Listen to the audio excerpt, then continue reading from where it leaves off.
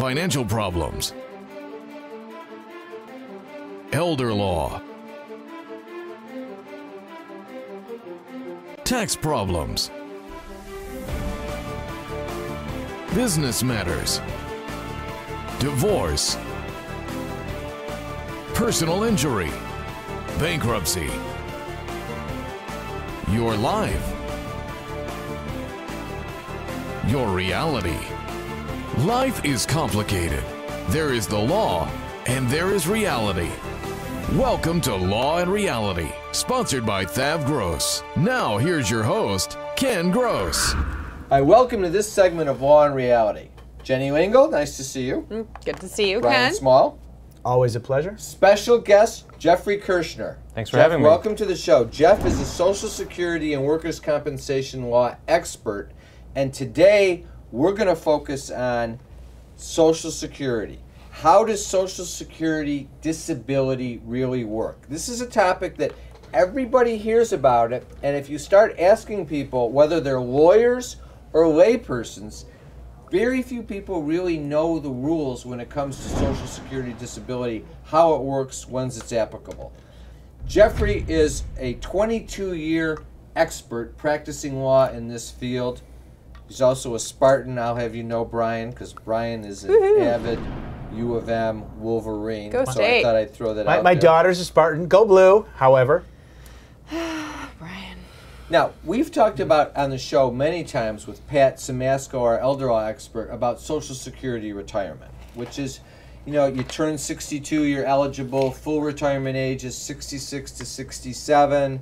You can hold off and not collect until 70 and suspend benefits and all those issues. We've covered that. We're not going to talk about that That's today. good. Then stop talking about We're it. going to focus on good point. Social Security disability. That's the topic for today.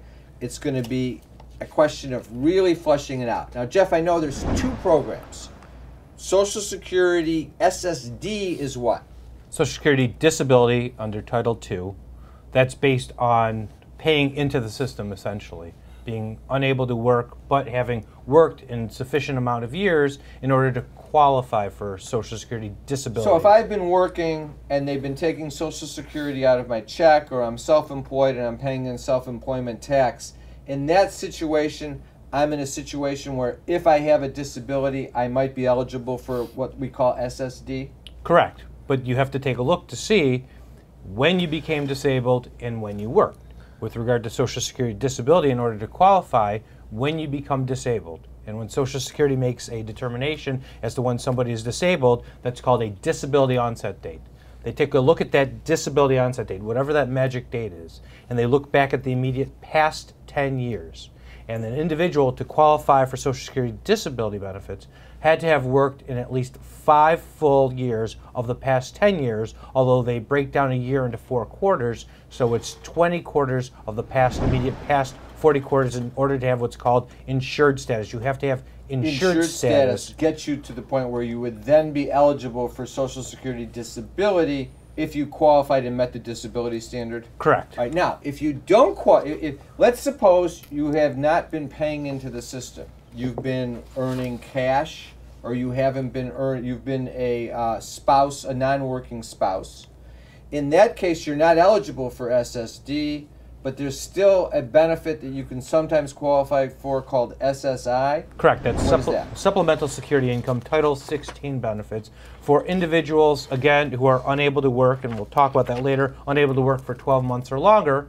It doesn't matter what the disability is, whether it be physical, cognitive, emotional.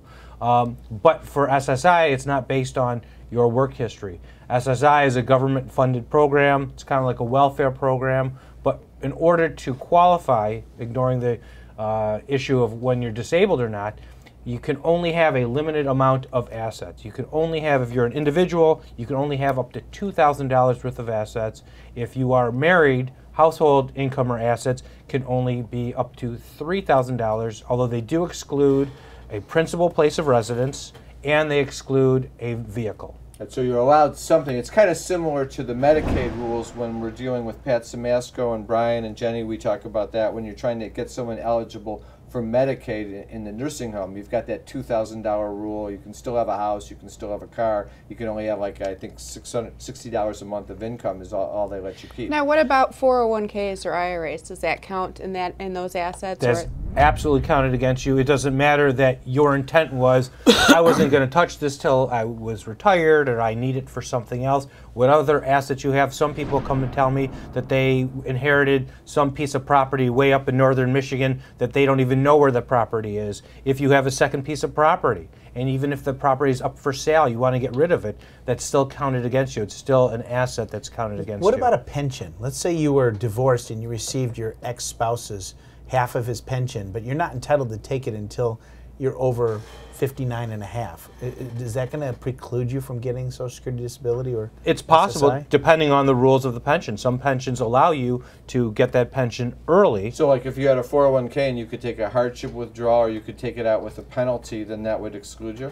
Correct. But if you're It's 40 and you can't get to it till you're 59, you're not going to be excluded. Then you can fight for saying that it's impossible for you to touch it. It's not a disposable asset. There are some arguments you can make in that type of scenario. Most people we see, though, aren't in that scenario. Okay, let's create a framework, because I want to walk through it as we go and cover the show, because I want to get through everything. The first question is, you have to make a determination of whether you're disabled. If you meet that disability, and we're going to talk about that when we get back from the break, then the question is, are you eligible for Social Security disability? Have you paid into the system? Do you meet that status? If the answer is yes, then you go through and you get the benefit of those benefits. If the answer is no, then you got to swing over and say, can I qualify for SSI? If the answer is yes, you get less benefits in SSI. But if the answer is no, you get nothing.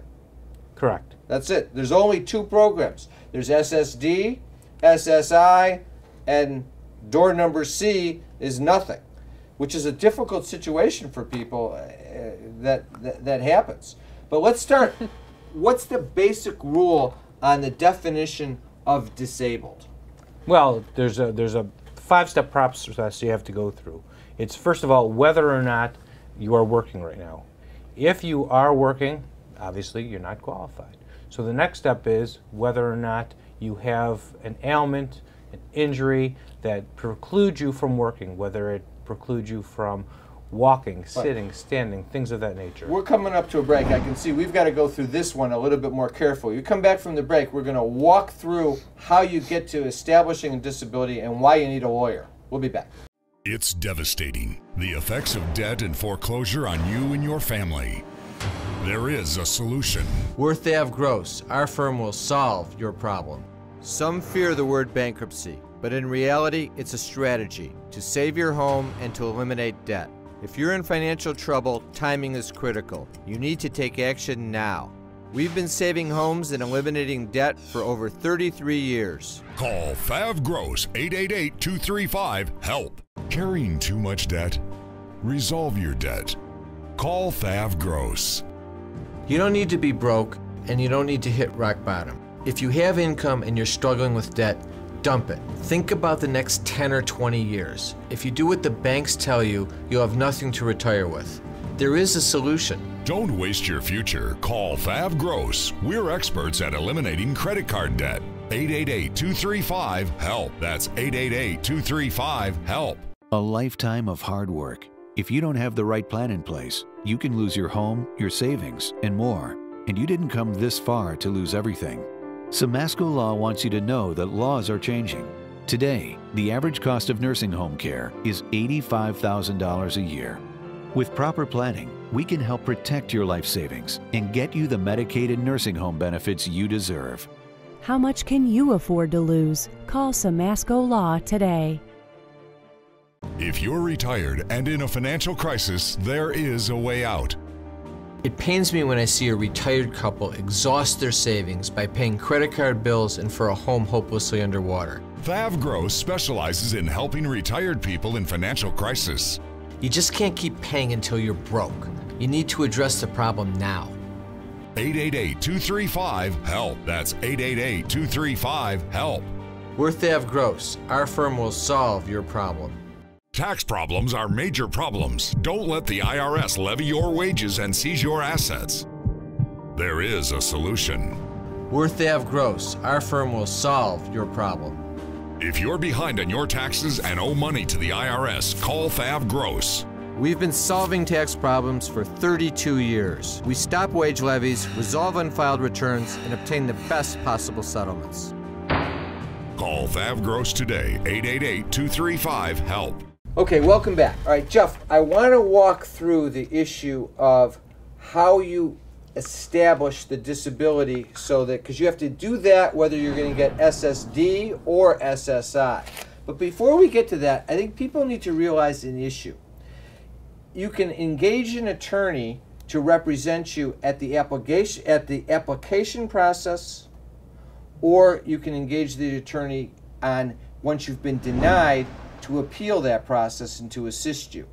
In my view, and what we've talked about, is the smart thing that I don't think people realize is, number one, you don't pay the attorney gets paid by the government. Correct. And number two, have that attorney representing you when you do the application so that you don't screw it up.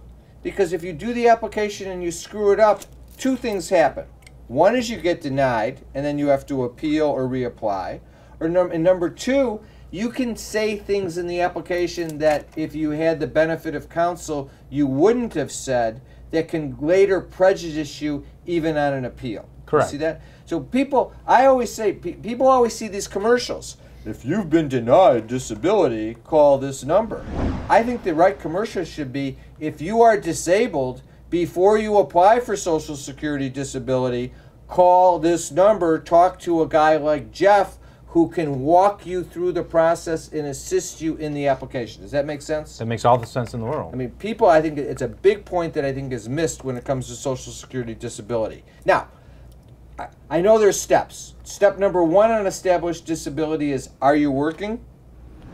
What do they mean by that? What is this significant? It's okay. You have to have you can't have significant gainful activity. What does that mean? Correct. Significant gainful activity is a level of income every month.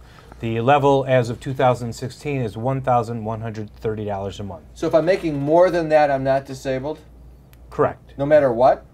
Well, it depends on how long you've been making it. If you were off for a while and you go back and you try working, you could still kind of apply Average and out ask. to that Right. amount. If you're making an attempt to work, you haven't worked in a while, you try working. That doesn't just But if I kill your was application making process. $8,000 a month, and now I am disabled and I'm only able to make $2,000 a month, I'm not going to meet the definition of disability? You're still not qualified. That's correct. And you have to be unable to work for 12 months or longer. Or the anticipated disability, when they look at your case, will be 12 months or longer. So people that are dealing with the 8,000 down to 2,000 issue, that's where you need disability insurance, because you're not going to be able to get it from Social Security is what it really comes down to. Right, because you're still working. Okay, All right. exactly. Now I know there's another condition that says, is your medical condition severe? Right. So it has to be severe. What do they mean by that? Well, it has to interfere with your abilities to do basic work activities. Sitting for prolonged periods of time, standing, walking, lifting, even cognitive things such as remembering things. Those are the type of severe impairments that they're talking about in terms of interfering with your ability to perform work. If you have like psychological traumas and things like that, can that be a severe medical condition as well? Absolutely. I have still- a lot you of still have to be able to psychological establish claims. What if you were working a line, okay, and you're making $65,000 a year. You're injured, you can't work the line anymore, but there's nothing that is going to keep you from sitting at a desk other than the fact that you may not be qualified to sit at a desk and be a secretary or administrative assistant. Does that preclude you from collecting Social Security disability, or is it because you're no longer able to do the job that you were doing?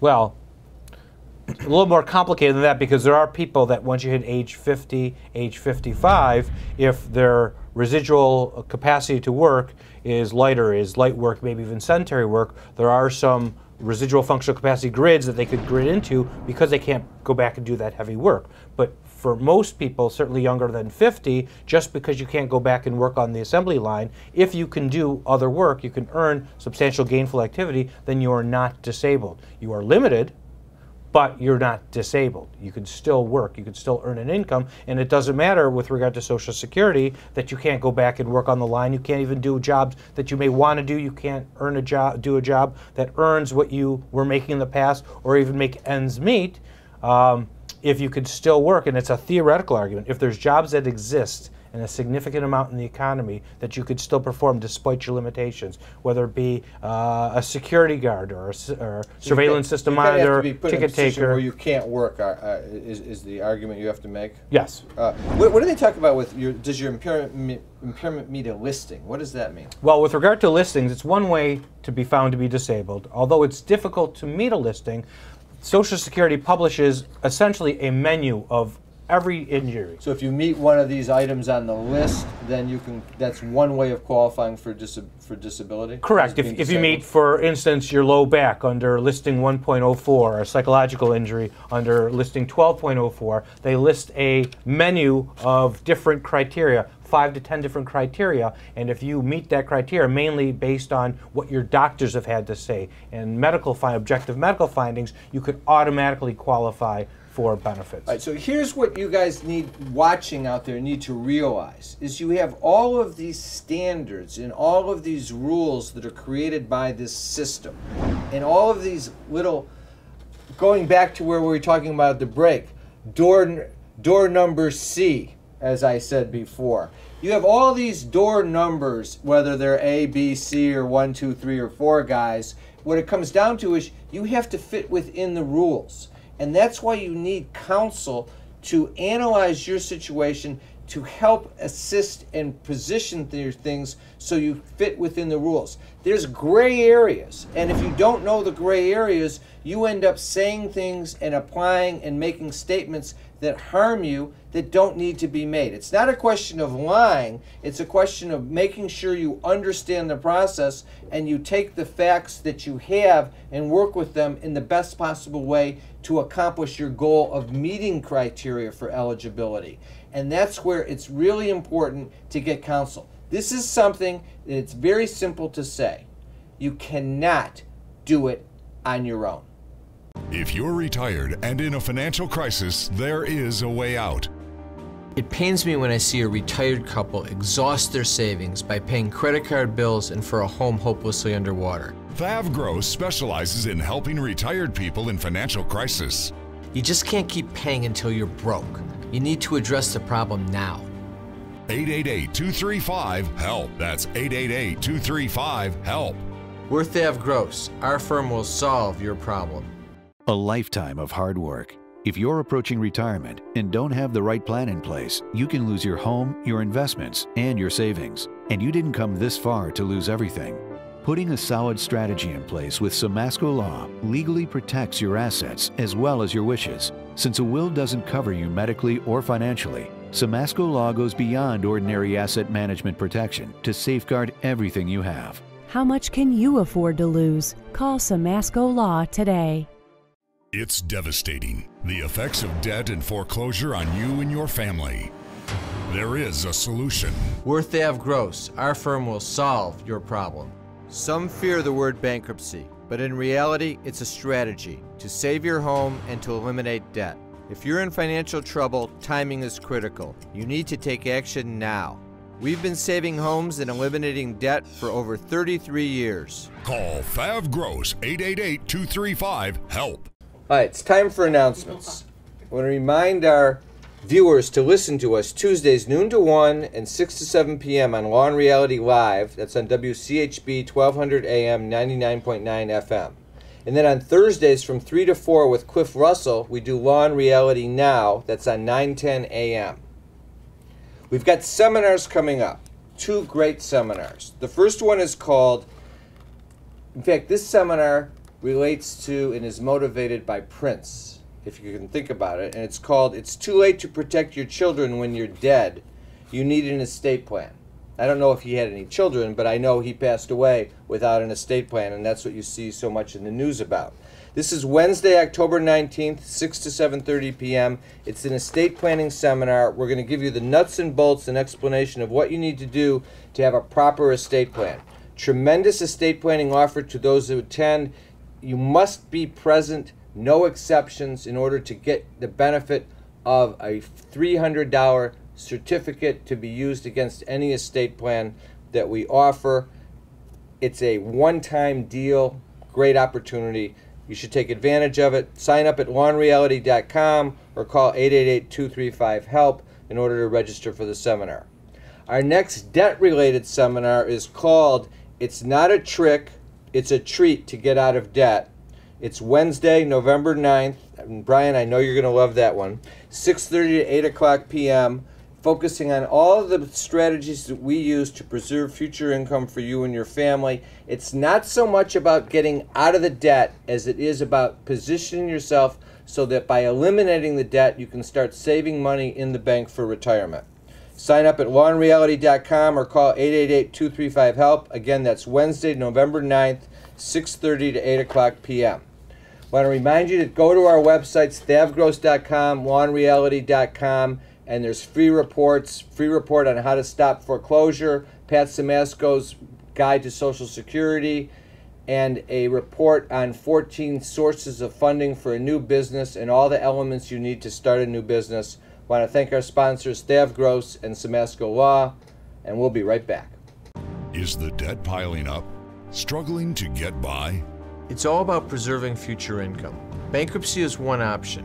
When it's right, it's the least costly, most effective way to save your home, eliminate a second mortgage, and wipe out credit card debt. But you need to address the problem now. We help people with bankruptcy. Call the experts. We're Thav Gross. Our firm will solve your problem. 888-235-HELP. That's 888-235-HELP. A lifetime of hard work. If you don't have the right plan in place, you can lose your home, your savings, and more. And you didn't come this far to lose everything. Simasko Law wants you to know that laws are changing. Today, the average cost of nursing home care is $85,000 a year. With proper planning, we can help protect your life savings and get you the Medicaid and nursing home benefits you deserve. How much can you afford to lose? Call Simasko Law today. Tax problems are major problems. Don't let the IRS levy your wages and seize your assets. There is a solution. We're Thav Gross. Our firm will solve your problem. If you're behind on your taxes and owe money to the IRS, call Thav Gross. We've been solving tax problems for 32 years. We stop wage levies, resolve unfiled returns, and obtain the best possible settlements. Call Thav Gross today, 888-235-HELP. Carrying too much debt? Resolve your debt. Call Thav Gross. You don't need to be broke, and you don't need to hit rock bottom. If you have income and you're struggling with debt, dump it. Think about the next 10 or 20 years. If you do what the banks tell you, you'll have nothing to retire with. There is a solution. Don't waste your future. Call Thav Gross. We're experts at eliminating credit card debt. 888-235-HELP. That's 888-235-HELP. All right, welcome back. All right, so one of the things, so we've kind of covered the issue of how you establish the disability. Now I want to jump back to what we were talking about at the beginning. If you're eligible for Social Security disability, as I understand it, the benefit range there is between $1,130 and $1,900 a month, basically? That's the average, although individuals can qualify. I think it's capped right now at a little over $2,600 a month. So that's for Social Security disability. Now, if you're not eligible for SSD because you don't have the, what's the magic word? The work credits. The work credits, then you have to go to SSI. And there, what's the benefit there? The benefit there is, through the federal government again, the average is about $530 a month. It's capped, I think, right now a little over $700 a month. So a massive difference. A massive difference. And one other thing is that if you qualify for Social Security disability, 30 months from your disability onset date, you can qualify for Medicare. Even if you're not 65. Because if you're 65, you get it anyway. Correct. But on SSI, Supplemental Security Income, there is no Medicare even if you're disabled for 30 months, although a lot of times there is Medicaid available to those people. They've already met the disability standard. In order to qualify for SSI, you basically are meeting the Medicaid criteria as well. Right, so there's not a guarantee, but most likely they would qualify for Medicaid. Is there a look-back rule for SSI like there is for Medicaid? Like in Medicaid, if you transfer your assets within 5 years, you're not eligible for Medicaid. If you transfer your assets a year before you apply for SSI, Do they look at those transfer of assets to exclude you from SSI? No, they look back as when you became disabled, whether or not that you met that criteria or not at the time you became disabled. So you had to have transferred the assets before you become disabled. Right, and that can be a problem. Right, too. one thing with SSI is you can only get benefits as of the date you file your application. So that's what the date where they're looking at going forward. Whereas SSD, it can relate back to the onset of the disability? SSD can, but actually SSD you can get back as far as 1 year prior to your application filing, depending on when you're found to be disabled. Yeah, but more important, here's a question, because everybody sitting out there is saying, all right, that's all great, and you say, if we qualify, reality, how many people qualify when they fill out the application themselves? What happens to them? What's the percentage of people that get denied, and why do they get denied? I would say 90% of people, when they file their initial application, get denied, whether you have an attorney or not. Social Security, unless you have a life-threatening illness, whether you have permanent paralysis, you're going to get denied at the initial stage. They do a very poor job of analyzing your case more times than not. When the technician that looks at your case a month or 2 months after you apply doesn't have all the medical records, certainly can't interpret all the records, you're going to get denied at the initial stage. So you get denied. What percentage of people that get denied, they get that denial letter, just go, I'm stuck, I can't do anything, and walk away? A huge percentage, just like anything else. When they hear the word no, they think, oh, I can't qualify, there's no sense in going on, I'll move on to something else. So what the government denying these people for the simple reason of saying, let's just deny everybody because 50% of them won't reapply and we'll save the money, it helps our budget? I think that's part of it. Yeah. I think part of it is that they're just lazy. I think they do a poor job. I think they're inundated. The amount of claims have increased substantially since 2008 when the market tanked. So understaffed to some point. And there's no penalty for applying and get denied. Most people will apply anyway because there's no penalties. There's no fee to apply. And if you get denied, there's no penalty for filing a claim just because you have a hangnail. Brian, I can see you're dying to say something. Well, no, I'm just saying that the reality is... You got about a minute left. You got all these people that get denied, and they leave the system instead of pursuing it. It really makes sense, if you're thinking about applying for disability, to check with a lawyer like yourself to make sure that the ducks are in a row. Absolutely. At every stage, I help with the application process, the initial. If they get denied right away, I file a request for hearing so they're not precluded. I help with getting medical records with regard to doctors, getting forms out to doctors, preparing clients for the hearing. Now, Jeff, I just want to interrupt you there. There's a lot of people think they can't afford an attorney. When is it that you get paid? I only get paid if I'm successful, and there's no upfront fee. There's no fee to come and see me. And you get paid by the government. Correct. It gets. Just so people know, if you want to get a free consultation with Jeff, easiest way, go to the Law and Reality website, click on Social Security Disability. Jeff will then reach out to you, call you, and set up a free consultation. You can also call our offices at 888-235-HELP, and we will put you in touch with Jeff. Jeff, I want to really thank you for coming today. We'll have you back again and explore it further because it's a topic that has so many technicalities, you can't really cover it in one show. But I think we did a good job of getting the overview. Thanks for coming. We'll be back next week with Law and Reality.